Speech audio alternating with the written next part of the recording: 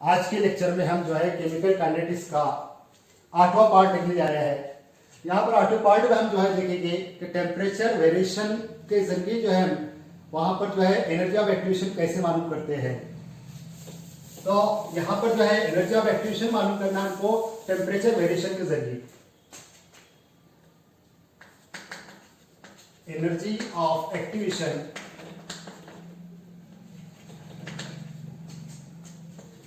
for temperature variation for different reaction, वहां पे जो है अलग अलग जो शरह के अमल होते हैं उनके लिए यहाँ पर हमको जो है एनर्जी ऑफ एक्टिवेशन मालूम करना है टेम्परेचर वेरिएशन के जरिए। तो सबसे पहले हमको मालूम है कि आरएनएस की मसाल क्या है। Arrhenius equation for rate constant शरह के मुस्तकिल के लिए आरएनएस की मसावत हमने लास्ट लेक्चर में देखे जो क्या थी, K equal to A time E minus EA upon RT हमने मालूम करे थे, जिसमें A क्या था, P एक्सपोनेंशियल फैक्टर था। यहां पर K क्या था, शरह का मुस्तकिल था। A प्री एक्सपोनेंशियल फैक्टर मुस्तकिल अदद है, E तवानी अम्लत है, R गैस का मुस्तकिल है और T क्या है, तपिश है। यहाँ पर ये इसको क्या बोले थे हमने, आरएनएस की मसावत बोले थे। यहाँ पर जो है इस आरएनएस की मसावत को सिंप्लीफाई करके हमने लिए थे कि log of K is equal to, यहाँ पर हमको मिला था log of A plus sorry यहाँ पर log of A minus of EA upon RT। यहाँ पर हमको ये क्वेश्चन मिला था, ये हमने क्वेश्चन यहाँ पर मालूम करे थे। उसको लॉगरिथम वगैरह सिंप्लीफाई करते हुए हमने जो है इसको एक्सपांड करे थे। एक्सपांड करे बाद तो उसमें सब मिली थी log of K is equal to log of A minus of E upon RT। ये मसावत हमको मिली थी। इसको हम लगे तो सिंप्लीफाई करके दोबारा देख सकते हैं कि taking log to both side, taking log to both side, last lecture में हमने देखी वैसे क्या आएगा, log of K is equal to log of A, यहां पर आएगा plus log of E raised to minus EA upon RT। ठीक है, यहाँ पर दोनों जरा इसके log में जब और डायरेक्ट स्क्रिप्ट ले रहा हूं, क्या आएगा log of K is equal to log of A minus of EA upon RT log of E। log की कीमत 1 रहती है तो बढ़िया था, वहां से क्या था, log of K is equal to log of A minus of EA upon RT। ये इक्वेशन हमको मालूम हुआ था, इसको हमने आरएनएस की मसावत से मालूम करे थे। ये जो इक्वेशन है आरएनएस का इक्वेशन, इस आरएनएस के इक्वेशन के जरिए हमने ये मसावत को डिफाइन करे थे। कौन सी मसावत को, ये मसावत को कि log of K is equal to log of A minus E upon RT। इसको क्या कहते हैं, शरह के और तपिश के लिए जाहिर करने वाली मसावत जो कि तवाने अम्लत की शक्ल में है, जो कि आरएनएस के मसावत से हमने मालूम करे थे। तो अब यहाँ पर एक मरहले के लिए, एक अमल के लिए वहां पे शरह जो है K1 है और तपिश उसकी कितनी है, T1 है, तो उसके लिए ये मसावत कैसे डिफाइन होगी। यहाँ पर हम इसको डिफाइन करने के लिए इस तरह से लेंगे कि सबसे पहले जो है क्या लेंगे कि तपिश कितनी है वहां पर T1 और शरह का मुस्तकिल कितना है K1। यानी यहाँ पर जो है फॉर, वहां पर हम करे हैं for different temperature variation and different rate constant। मुख्तलिफ वहां पर शरह के मुस्तकिल और मुख्तलिफ तपिश के लिए वहां पर जो हम ले रहा है ये इक्वेशन को, तो इस इक्वेशन को हम डिफाइन करने के लिए कैसे लेंगे कि यहां पर जो है log of K1 is equal to log of A minus of EA upon R time T1 आएगा। इसको कहेंगे हम इक्वेशन नंबर, क्वेश्चन नंबर 2 कहेंगे हम यहाँ पर। इसको क्वेश्चन नंबर 1 कहा कि आपने नहीं कहा, फिर कह दूंगा फिर तो log ऑफ इक्वेशन नंबर 1 कह दिया। उसको क्या कहते हैं, log इक्वेशन नंबर 2 कहेगा।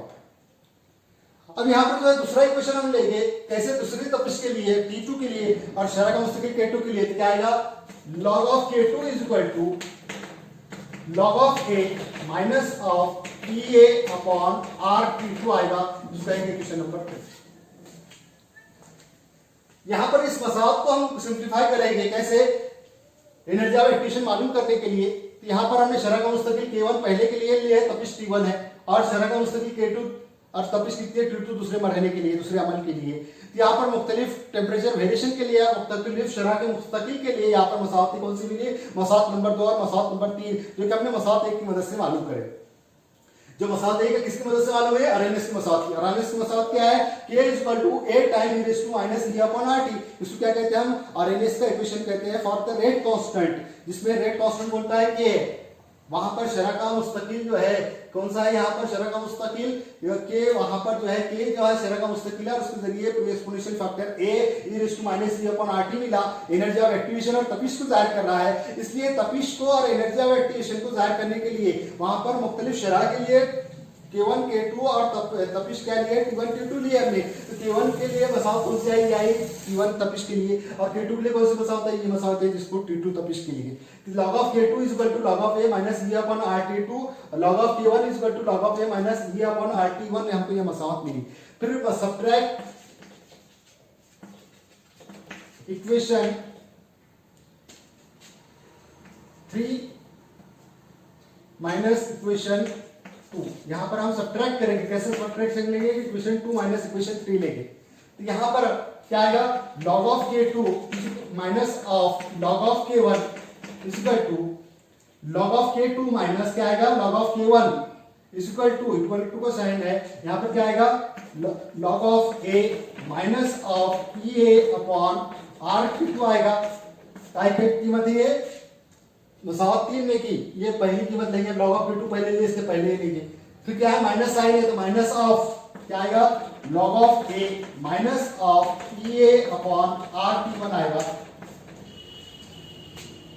यहां पर जो है log of K2 minus log of K1, इसको हम ले सकते हैं डायरेक्टली log of K2 बटे K1, सब्ट्रैक्शन में डिनोमिनेटर में हम ले सकते हैं, इसलिए क्या आ जाएगा, K2 बटे K1 आ जाएगा। रिड्यूस कर देंगे उसको, यहाँ पर इसको सिंप्लीफाई करेंगे, cos को हल करेंगे, log of A minus EA upon RT2 minus of log of A minus minus plus यहाँ पर हो जाएगा EA अपॉन RT1 हो जाएगा। यहाँ पे नेगेटिव साइन से हम इस cos को मल्टीप्लाई करें तो क्या हो जाएगा, minus log of A minus minus plus EA upon RT1 हो गया। यहाँ पर log of A प्लस है और ये log of A माइनस है, कट जाएगी, प्लस माइनस कैंसल आउट हो जाएगी।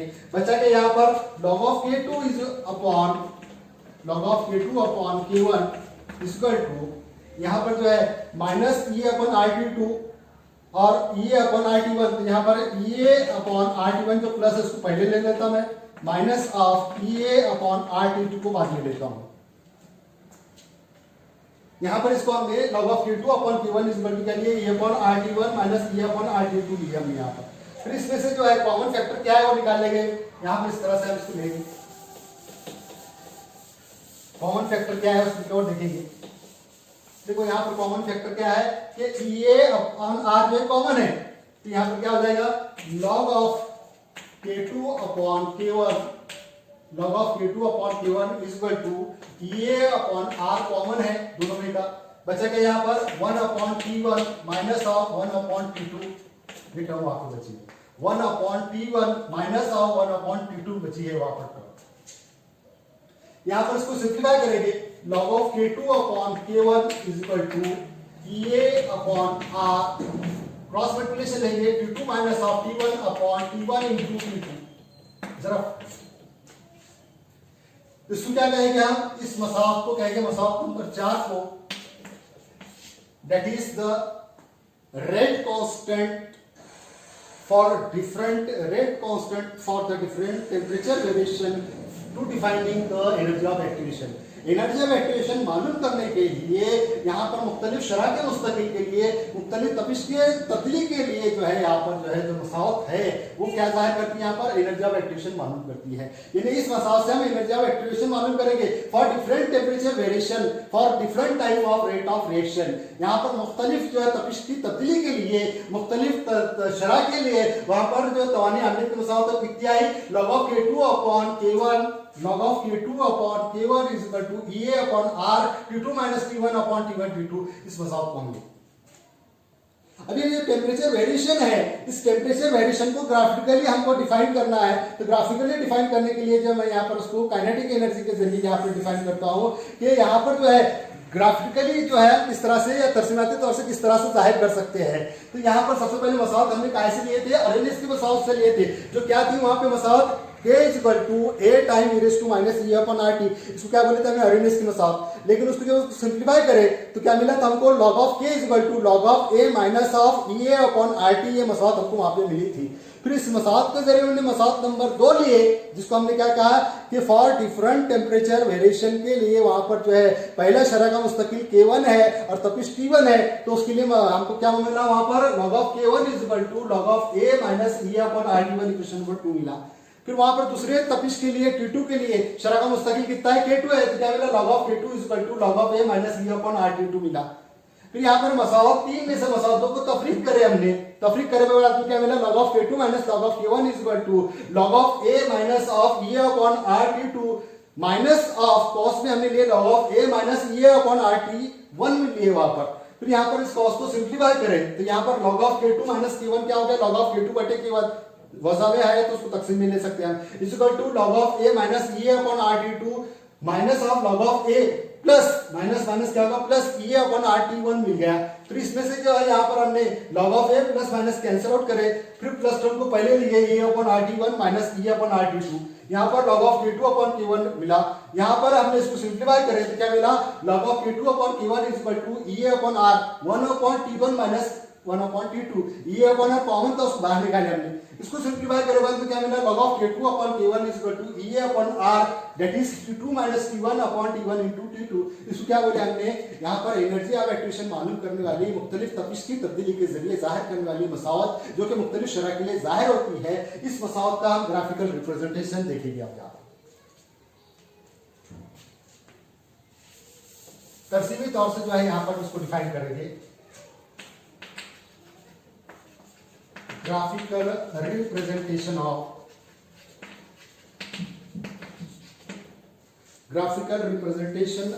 यहाँ पर जो है इफेक्ट ऑफ टेम्परेचर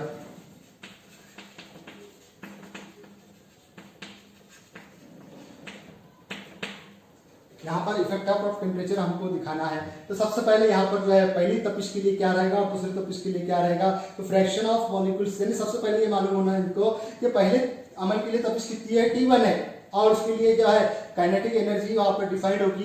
दूसरा तपिश के लिए T2 के लिए काइनेटिक एनर्जी डिफाइंड होगी वहां पर, लेकिन फ्रैक्शन ऑफ मॉलिक्यूल जो है वो कोलिजन में हिस्सा लेंगे। दैट इज हम यहाँ पे कहेंगे कि तरसीम किसका आएगा, fraction of molecules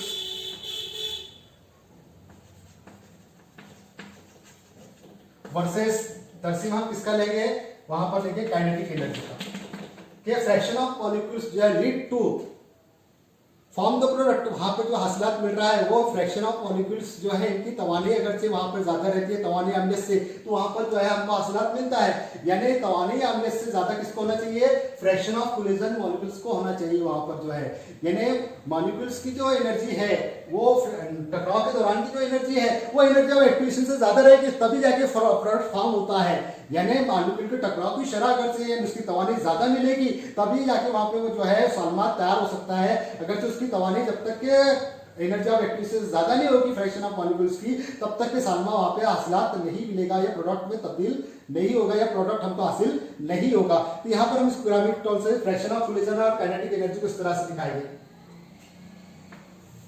Here is fraction of collision,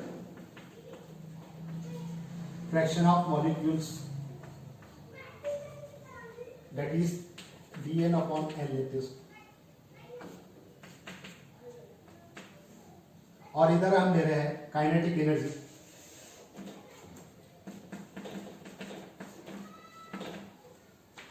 पहले इसके लिए जो है यहां पर तपिश कितनी है, T1, और दूसरे इसके लिए जो तपिश है वो कितनी है, T2। दूसरे इसकी तपिश जो है कितनी ले रहे हैं, T2। तो यहाँ पर ये T2 तपिश के लिए यहाँ पर वेरिएशन मिला, तवानी अम्लियत जिसको हम कहते हैं, एनर्जी ऑफ एक्टिवेशन यहाँ पर हमको हासिल हुआ। और ये तपिश T1 के लिए है, ये के लिए तपिश T1 के लिए। यहाँ पर जो है काइनेटिक एनर्जी जो है ये जाहिर कर रही है कि यहाँ पर जो प्रोडक्ट हासिल हुआ है, ये प्रोडक्ट जो है जैसी तपिश बढ़ी है वहां पे उसके तवानी अम्लीयत जो है वो वहां पर जो है रिड्यूस होती है, और तवानी अम्लीयत रिड्यूस होती है, इसका मतलब क्या है कि प्रोडक्ट वहां पे फॉर्म होता है, यानी साल्मात में की तवानी बढ़ती है, एनर्जी ऑफ एक्टिवेशन कम हुआ, इसका मतलब क्या हुआ, यहाँ पर जो है एनर्जी ऑफ एक्टिवेशन जो है यहाँ पर जो है रिड्यूस हुआ, यानी यहाँ फ्रैक्शन ऑफ कोलिजन मॉलिक्यूल्स में इजाफा हुआ। फ्रैक्शन ऑफ कोलिजन मॉलिक्यूल्स यहाँ पर कितना है, यहाँ पर ये बता रहा fraction of collision of molecules, fraction of collision of molecule जो है दैट इज उसको हम एफ से जाहिर करते हैं, it is more than that of energy of activation. यहाँ पर जो है fraction of collision of molecule जो है वो किससे ज्यादा है, एनर्जी ऑफ एक्टिवेशन से ज्यादा है। यहाँ पे जब तपिश T2 रहती है तो वहां पर प्रोडक्ट हमको ये आसानी से मिलता है, ये इजीली फॉर्म होता है। यानी टेम्परेचर बढ़ गया तो नंबर ऑफ कोलिजन बढ़ेंगे, fraction of collision of molecules बढ़ेगा, यानी कि एनर्जी ऑफ एक्टिवेशन क्या होगा, उसका कम होगा। इस तरकीब के जरिए यहाँ पर जाहिर हो रहा है। अब इसके बाद में जो है लास्ट पॉइंट हमको इसका देखना है इस लेसन में का, that is the effect of catalyst on the rate of reaction. Effect of catalyst on the rate of reaction, तो यहाँ पर कैटलिस्ट का इफेक्ट जो है रेट ऑफ रिएक्शन किस तरह से रहता है, इसको हमको डिफाइन करना है।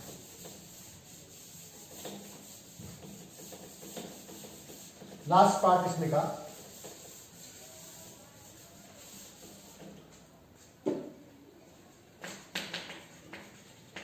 effect of catalyst on rate of reaction।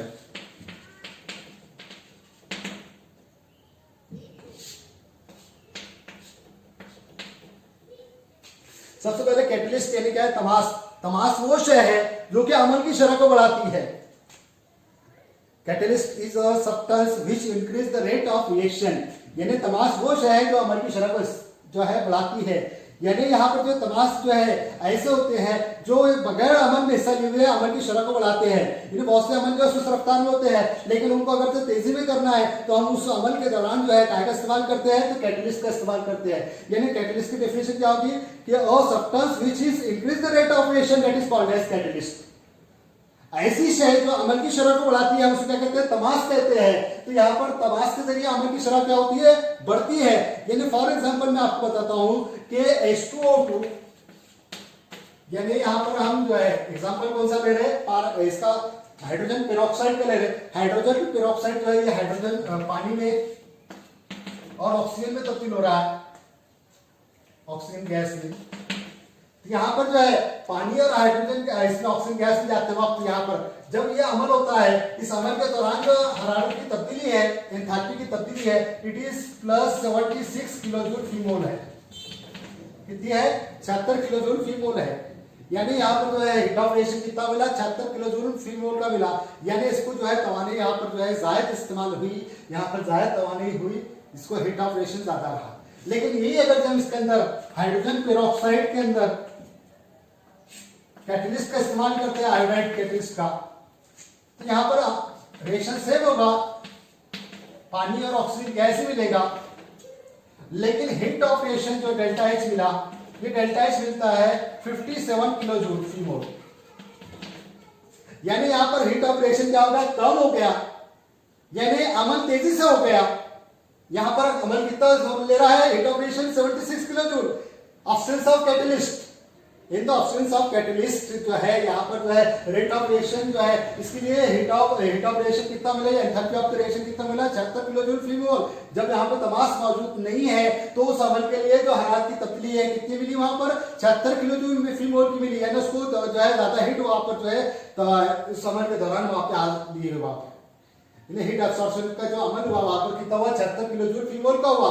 लेकिन वही अगर तमास अगर से इस्तेमाल करते हैं, जैसे यहाँ पर आयोडाइड कैटलिस्ट का इस्तेमाल करें, दिस इज कैटलिस्ट, ये क्या है, ये कैटलिस्ट है, तमास है, या ऐसा तमास है जो तवानी में सॉरी अमल में हिस्सा लिए बगैर जो है अमल की शरह को बढ़ा रहा है, अमल तेजी से हो रहा है, इसके लिए हीट कम लग रही है। कितनी हीट लग रही है, 57 किलोजूल फीमोल की वहां पर हीट लग रही है। तो यानी यहाँ पर हम देखिए कि बगैर तमास के जो है वो हीट ऑफ रिएक्शन ज्यादा लगता है और तमास की मौजूदगी में हीट ऑफ रिएक्शन कम रखता है। इसका मतलब तेजी से अमल कौन सा हो रहा है, जहां पे तमास का इस्तेमाल हो रहा है वो अमल जो है तेजी से हो रहा है। इसका मतलब क्या है, द कैटलिस्ट इफेक्ट जो है वो डायरेक्टली काय पे रहता है, रेट ऑफ रिएक्शन पे, यानी अमल की शरह पे तमाश का डायरेक्टली असर होता है, वो अमल की शरह को बढ़ाता है, यानी बगैर कीमिया अमल में हिस्सा लिए हुए अमल की शरह को बढ़ाने का काम जो है कौन करता है, कैटलिस्ट करता है। इस एग्जांपल के जरिए हम मालूम करते हैं। और उसके बाद में जो हम इसको तर्जीमी तौर से भी जाहिर कर सकते हैं, और तर्जीमी तौर से दिखाने के लिए यहाँ पर जो है catalyst low down the threshold energy, यहाँ पे जो है कैटलिस्ट का काम क्या होता है, कैटलिस्ट लोड, यहां पे कैटलिस्ट जो है लोड डाउन करते हैं कौन से, threshold energy.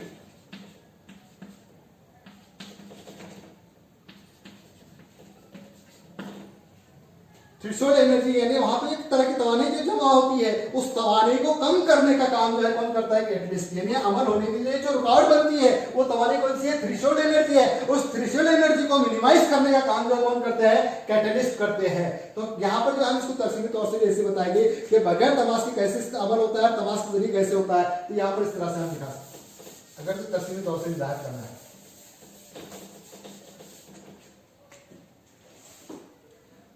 Fraction of collision, fraction of collision of the molecules, यहां पर हम साइड में लेंगे और दूसरी साइड में लेंगे एनर्जी।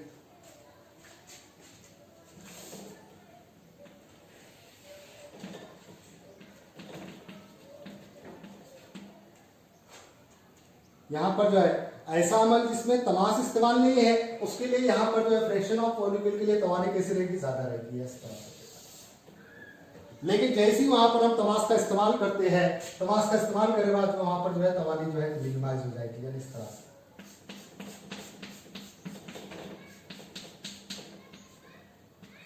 यानी यहां पर जो है, यहां पर क्या है, अब्सेंस ऑफ कैटलिस्ट, और यहां पर प्रेजेंस ऑफ कैटलिस्ट। जब कैटलिस्ट यहां पर प्रेजेंट होता है तो एनर्जी वहां पर नेचुरली क्या होती है, थ्रेशोल्ड एनर्जी क्या होती है, कम होती है। ये कौन सी तवानी है, it is threshold energy. Threshold energy जो होती है इसको रिड्यूस करने का काम जो है कौन करता है, दैट इज द कैटलिस्ट। यहाँ पर जो है कैटलिस्ट जो होते हैं ये थ्रेशोल्ड एनर्जी को कम करते हैं, ये जाहिर हो रहा है इस तरह के जरिए। ये जो है यहाँ पर जो है ये तवानी जो है यहाँ पर जो है कम हो रही है, ये दिख रहा है, ये ग्रेडियंट जो बता रहा कि अगर से हम तमाश इस्तेमाल करते तो यहाँ इतनी तवानी जो है, पहले तवानी कितनी थी, यहाँ तक तवानी लग रही थी बगैर तवानी, इसके कैटलिस्ट के बगैर तमाश की मौजूदगी, तमाश के बगैर मौजूदगी के यहाँ तक का तवानी डिफाइन हो रही थी, यहाँ से लेकर यहाँ तक का जो तवानी का फ्रैक्शन ऑफ मॉलिक्यूल्स की जो तवानी का जो सिलसिला था, वहां पर जो है उसको बगैर तवानी, बगैर तमाश की मौजूदगी के यहाँ तक का ये तवानी का पट्टा बता रहा है। लेकिन जैसे हम उसमें कैटलिस्ट डालते हैं तो अमल के तवानी क्या होती है, कम होती है। कौन सी एनर्जी कम होती है, इसकी थ्रेशोल्ड एनर्जी मिनिमाइज करता है कौन, कैटलिस्ट। तमाश जो है उसकी थ्रेशोल्ड एनर्जी को क्या करता है, कम करता है। तो उसका तस्वीरी तौर से हम इसका मुकाबला करते हैं। यानी इसका मतलब क्या है, क्या due to presence of catalyst the rate of reaction is increases, that means the threshold energy is minimised. यहाँ पर जो है कैटलिस्ट का काम क्या है, थ्रेशोल्ड एनर्जी को मिनिमाइज करने का काम है, और वो कैटलिस्ट के जरिए किया जाता है। इसलिए डायरेक्टली इफेक्ट जो है क्या है, कैटलिस्ट का on the rate of reaction. अमल की शरह पे पूरा असर जो है किसका रहता है, कैटलिस्ट का रहता है, कि जो अमल की शरह को बढ़ाता है वहां पर जो है अमल की रफ्तार को बढ़ाने का काम कौन करता है, कैटलिस्ट करता है। Catalyst is a substance which increase the rate of reaction. उसको जो है कौन सी एनर्जी को मिनिमाइज करता है, थ्रेशोल्ड एनर्जी को मिनिमाइज करता है। यहाँ पर हम देख रहे हैं कि बगैर तमाश की मौजूदगी की यहाँ पर हमको तवानी ज्यादा लग रही है फ्रैक्शन ऑफ कोलिजन के लिए। लेकिन वही अगर हम तमाश इस्तेमाल करते हैं तो उसकी थ्रेशोल्ड एनर्जी मिनिमाइज होती है। ये एनर्जी का पट्टा है, इसको एनर्जी को मिनिमाइज कर रहा है, इतनी एनर्जी मिनिमाइज होगी। यहाँ पर जो इतनी एनर्जी मिनिमाइज होगी उसको हम कहते हैं threshold energy decreases, so that the catalyst catalyst affect directly on the rate of reaction. हम क्या कहेंगे कि थ्रेशोल्ड एनर्जी मिनिमाइज हो रही, इसका मतलब क्या है कि तमाश का डायरेक्ट असर क्या पे हुआ, कीमिया अमल पे हुआ, और उसकी रफ्तार बढ़ गई और हासिलात फौरन हमको हासिल हो रहा है। इस तरह से ये पार्ट हमने देखे। यहाँ पर हमारा केमिकल काइनेटिक्स यूनिट कंप्लीट होता है। बाकी नेक्स्ट पार्ट हम नेक्स्ट यूनिट में देखेंगे।